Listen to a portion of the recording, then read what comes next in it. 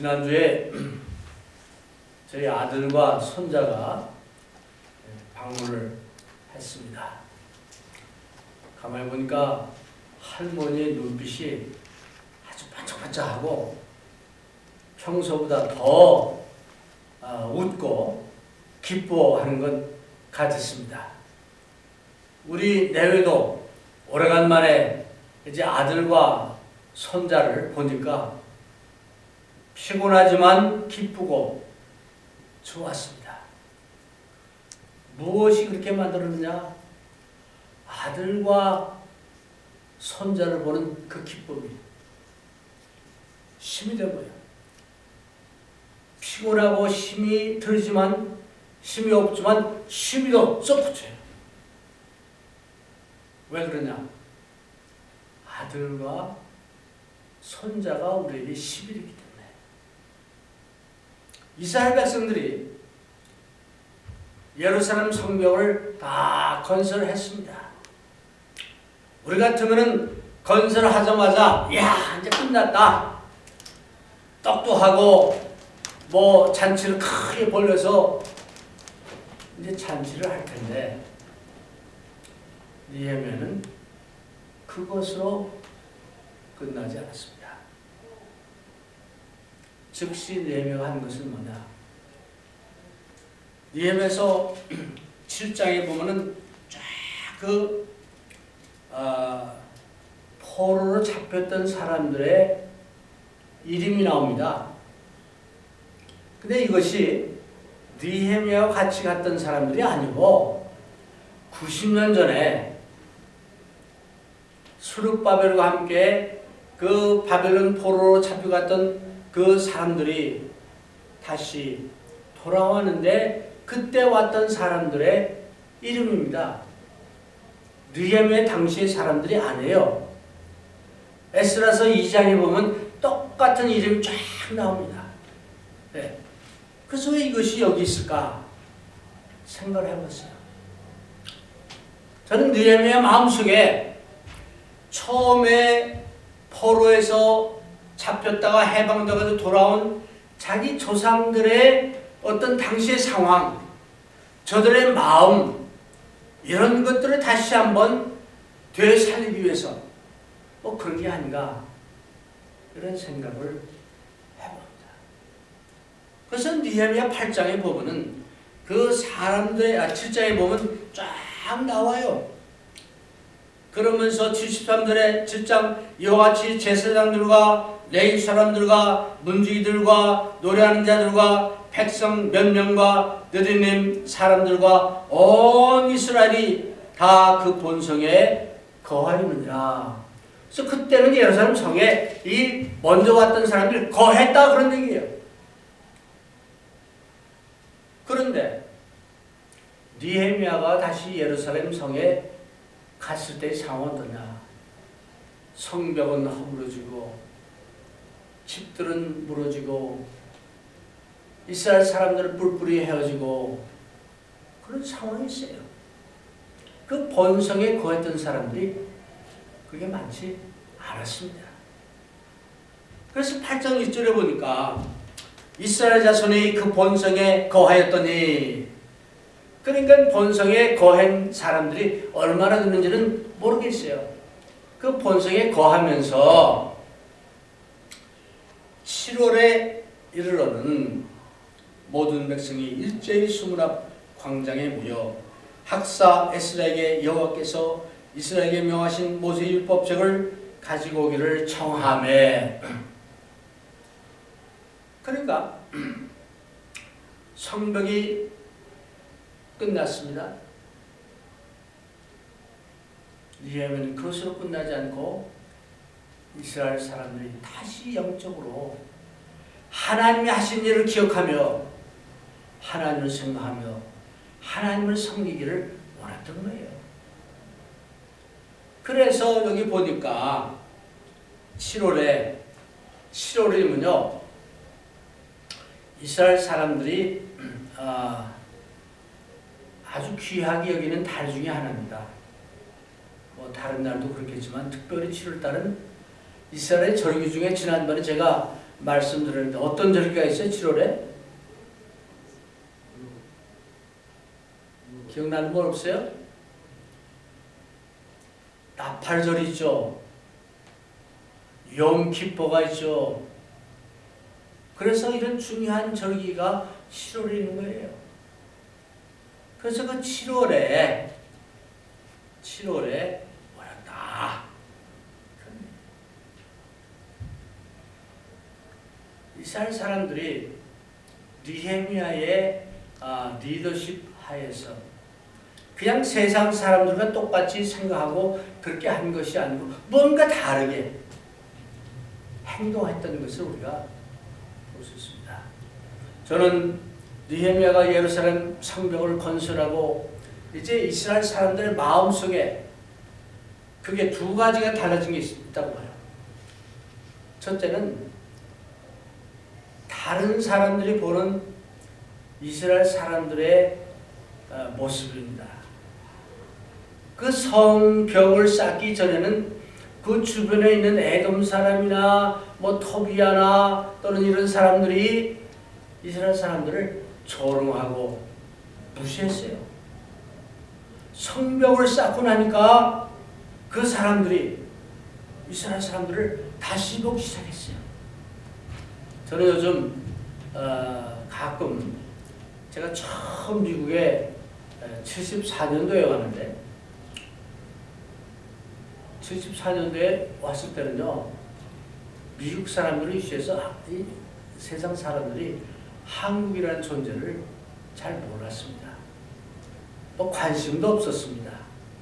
한국을 아는 사람이라면 6.25 전쟁에 갔던 사람들, 또 그 가족들밖에 없습니다.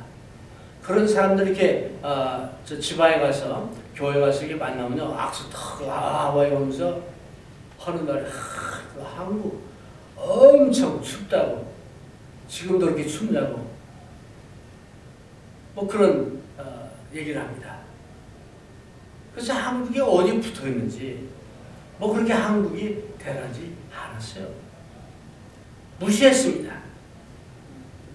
어쩌면 그 당시에 한국 사람들 자체도 우리 이렇게 어른들끼리 얘기하는 거 보면 그 일본 사람들이 한국인을 낮춰 부르는 말이 있죠. 조센진 뭐 또는 역전. 조센진들이 뭘 하겠어. 그때 일본은 한국도 저 앞에 발전했었어요. 70년대만 하더라도. 그래가지고 뭐 여러 가지 텔레비나 또는 뭐 냉장고나 자동차나 뭐 이런 것들이 일본은 저 한국 발전했었는데 한국은 정말 명함을 내밀지 못하는 그런 시대였어요. 그런데 이 근래에 보면 88 올림픽 이후로 한국이 점점 알려지고 강해지다 보니까 다른 사람들이 한국 사람을 보는 눈이 달라졌어요. 여러분들 그거 못 느껴요? 느끼죠? 어머니도 그런 거 느끼죠? 다른 나라 사람들이 어디서 왔느냐? 사우스 코리아. 사우스 코리아. 그럽니다. K-pop. 뭐 이러면서 그 삼성 그 텔레비, LG 냉장고 뭐 이래가면서 한국을 부러워합니다. 이 중국 사람들을 이렇게 만나도요, 내가 한국 거 참 좋아한다. 김치도 좋아하고 뭐도 좋아하고 뭐 이런 얘기를 하면 나도 모르게 다른 사람들이 보는 눈이 달라졌다. 이스라엘 사람들이 자기 조상 때에 스룹바벨 위시에서 많은 사람들이 왔는데 그동안 뭐 별로 이렇게 하지 못하니까 다른 주변에 있는 사람들이 무시했어요. 조롱했어요. 그랬던 그 사람들이 느헤미야와 함께 이스라엘 사람들이 한 마음이 돼가지고 성벽을 다 쌓고 나니까 두려워했다. 누구를? 이스라엘을. 굉장한 변화죠. 변화입니다. 그러면 다른 나라 사람들이 왜 두려워하느냐? 그 사람들이 볼 때에 이 사람들은 하나님이 함께하는 사람들이다 라는 걸 그 이방 사람들이 믿었기 때문에 두려웠다는 거예요. 이게 중요해요.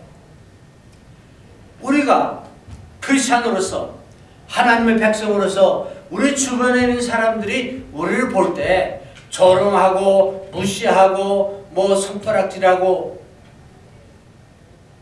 그럽니까? 아니면 야, 저 사람은 하나님이 함께하는 사람이야.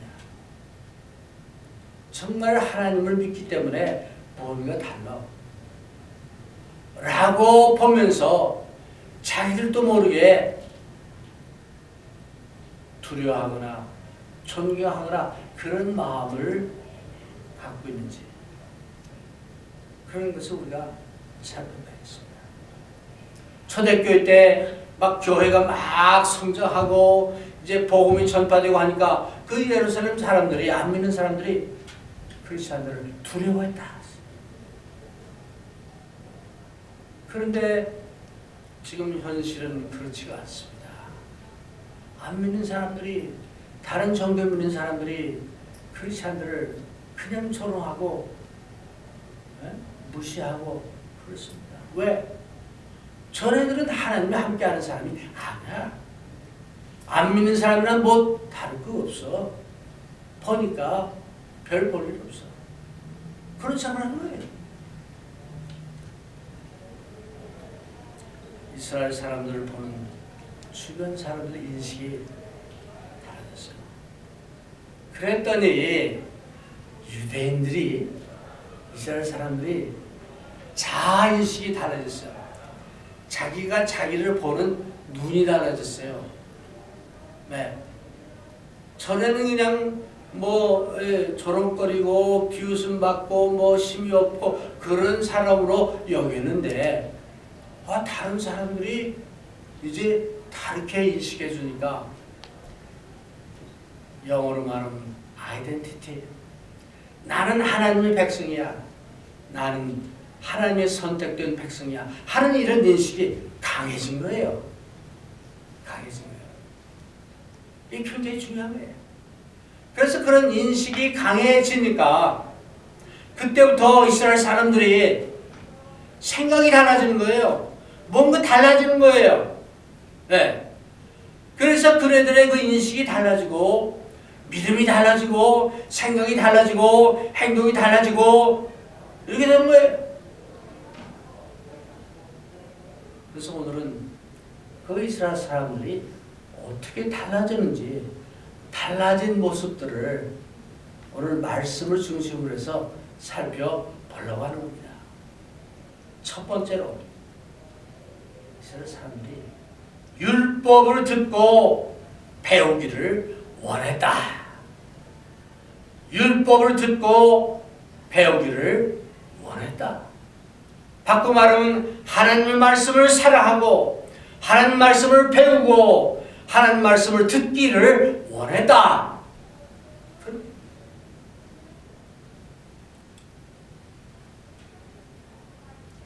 신명기서 31장에 보면은 매 7년마다 장막절, 이 장막절이 7월달에 있어요. 또 기억하죠?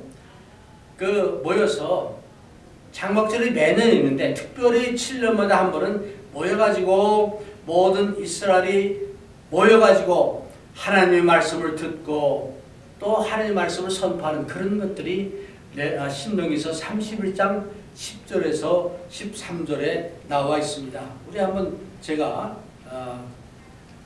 읽어보겠습니다. 신명기 31장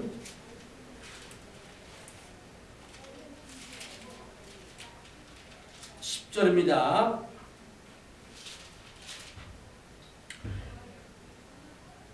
그들에게 명하여 이르기를 매 7년 끝에 곧 정기 면제년의 초막절에 온 이스라엘이 내 하나님 여호와 앞에 그 택하신 곳에 모일 때 이 율법을 낭독하여 온 이스라엘로 듣게 할지니 곧 백성의 남녀와 유치와 내 성 안에 구가는 타국인을 모으고 그들로 듣고 배우고 내 하나님 여호와를 경외하며 이 율법의 모든 말씀을 지켜 행하게 하고 또 너희가 요단을 건너가서 얻을 땅에 거할 동안에 그의 말씀을 알지 못하는 그들의 자녀로 듣고 내 하나님 여호와 경외하기를 배우게 할지니라.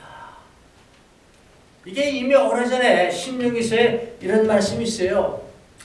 그러니까 느헤미야가 가가지고 성벽을 완성한 다음에 그 7월 달에 어쩌면 아마 7년마다 한 번 있는 장막절 그때가 되는지 모르지만 다 모여가지고 수문 앞에 모여가지고 하나님 말씀을 듣기를 청했다.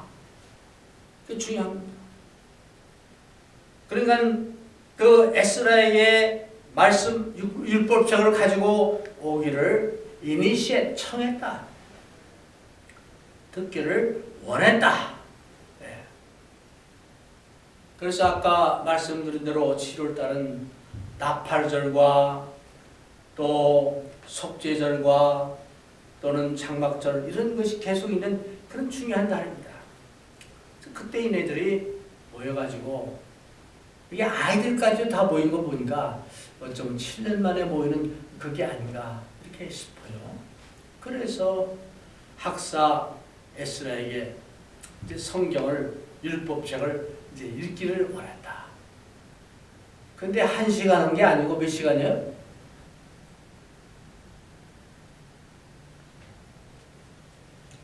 아무도 몰라요?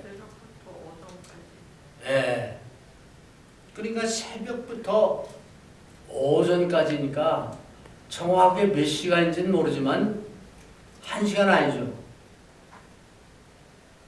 2시간 더 들까요? 새벽부터니까 내가 보기엔 적어도 4시간 이상일 겁니다. 4시간 이상 하나님의 율법책을 읽었다 하는데 읽는 그 모습이 또 자세하게 아까 읽었는데 특별히 단을 만들어 놓고 거기에 에스라가 딱 쓰고 이제 읽는데 옆에 13명이 쫙 좌우에 딱 서가지고 같이 읽는 거예요. 왜 13명 뒤에 섰을까? 뭐 잘 모르겠지만은 아마 특별한 그런 광경이죠. 그뿐 아니라 이제 포로에서 돌아왔기 때문에 어린아이들은 시브리 말을 잘 이해를 못할 겁니다. 누군가 번역을 해줘야 되고 또 설명을 해줘야 되겠잖아요. 그래서 그런 일까지 한 겁니다. 그래서 이제 말씀을 듣고 또 설명을 듣고 하고 보니까 우리 조상들이 정말 잘못했구나. 우리들이 잘못했구나. 그동안에 몰라서 하나님을 제대로 섬기지 못했구나. 뭐 이런 어떤 여러 가지 감정으로 인해 가지고 이네들이 눈물을 흘렸다는 얘기는 회개했다는 얘기죠. 회개하면서 막 눈물을 흘린 거예요. 그래서 그 눈물을 흘릴 때에 9절에 보니까 느헤미야와 제사장 겸 학사 에스라와 백성을 가르치는 레위 사람들이 모든 백성에게 이르기를 오늘은 너희 하나님 여호와의 성일이니 슬퍼하지 말며 울지 말라 하고.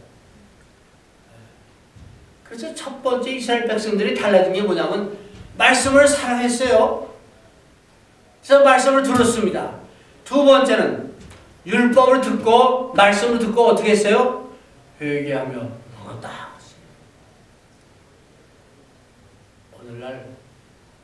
오늘처럼 말씀이 정말 풍부하고 흔한 시대가 없습니다. 책을 봐도 뭐 설교 마음대로 들을 수 있고 아이폰이나 이게 스마트폰 보면 원하는 사람의 설교 아무 데서나 들을 수 있고 생고생게 설교예요. 어떻게 보면 성경책도 여기저기 굴러다니고 너무너무 흔합니다. 설교를 듣고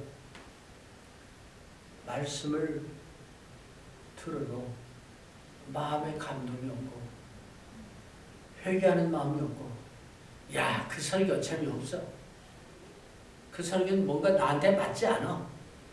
이런 비판의 생각을 가지고 말씀을 듣는다거나, 말씀을 들어도 아무 의미가 없이 한 귀로 들어왔다 한 귀로 들어 나가는 그런 사람들이 믿는 사람들 가운데도 많다. 심지어는 안 믿는 사람들은 말씀을 들으면은 돌에 떨어진 씨앗처럼 금방 말라 없어져. 말씀이 들어가지 않은 그런 시대. 왜? 마음이 강팍해졌기 때문이었습니다. 그 강팍한 마음들이 이제 깨지고 열에서 말씀을 듣고, 야, 정말 하나님이 이렇게 나를 사랑하셨구나. 말씀을 듣고 정말 내가 죄인이구나. 내가 잘못했구나. 하나님 앞에 회개하면서 눈물을 흘리는 것이 당연한 건 아니겠습니다.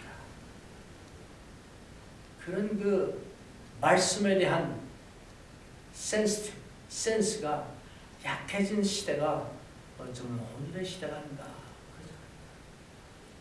그런데 이스라엘 사람들이 자기 조상들의 죄와 자기의 죄와 이런 걸 깨닫고 눈물을 흘렸어요. 당연한 모습입니다. 그랬는데, 그랬더니 느헤미야가 하는 말이, 조금 전에 읽었는데, 느헤미야가 하는 말이, 오늘은 성일이니 슬퍼하지 말라, 울지 마라 하면서 이제 하는 말이 10절에 느헤미야가 또 이르기를 너희는 가서 살진 것을 먹고 단 것을 마시되 예비치 못한 자에게는 너희가 나누어 주라. 이날은 우리 주의 성일이니 근심하지 말라. 여호와를 기뻐하는 것이 너희의 힘이라 하고. 느헤미야가 오늘은 울거나 슬퍼하지 말고 단 것을 먹고, 또 여기 표현해 보니까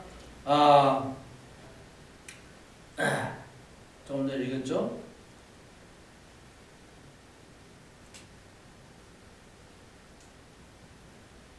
살진 것을 먹고 라고 표현하는데, 요거는 다른 번역한 데 보니까 먹고 싶은 것을 먹고 좋은 것을 먹고 그런 의미예요. 우리가 오늘은 좋은 날이니까 말씀을 읽고 감동을 받고 회개하고 이런 좋은 날이니까 먹고 싶은 것을 먹고, 여기는 뭐 살린 것을 먹고, 그런데 그 다음에 단 것을 먹고 그 단 것을 마신다. 이 단 것도 옛날부터 이 꿀이나 이 단 것을 귀하게 여겼어요. 사람들이 좋아하는 이런 겁니다. 그러니까 단 것을 마시라는 얘기는 정말 그 단 것을 먹고 싶은 거 먹고 단 것을 마시고 즐거워하는 거예요. 잔치를 하는 얘기예요. 네. 뿐만 아니라 없는 사람들은 뭐 그런 거 먹을 게 없을 테니까 없는 사람들한테는 그 준비된 사람들이 좀 나눠줘라. 왜? 같이 즐겨야 즐거우니까. 그래서 같이 즐겨하는, 같이 축제하는 그런 것을 여기서 말하고 있습니다.